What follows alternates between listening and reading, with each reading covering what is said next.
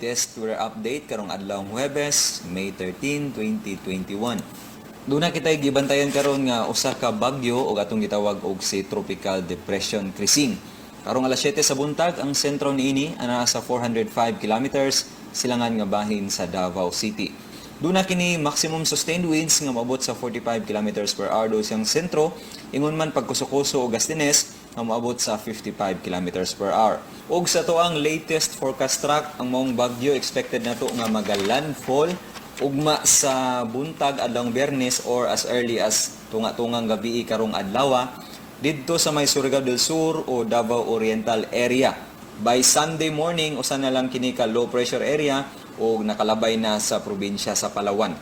O base sa to ang latest nga satellite animation, ato nakita ang Metro Cebu apil na gid ang katibuk ang bahin sa Kabisayaan, ingon man ang Palawan apil na ang Kalayaan Group of Islands ug ang Occidental Mindoro doon hagihapoy init ug kasarangan nga panahon nubanan sa mga panagsang pagpanag-om sa kalangitan.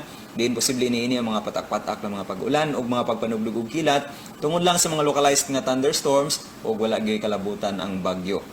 Para sa dugang update, bisita ato ang website Ginhialang Kutob gikan diri sa Mactan sa buhatan sa Pag-asa Visayas DOST. Kini si Mio Aguirre og maayong adlaw.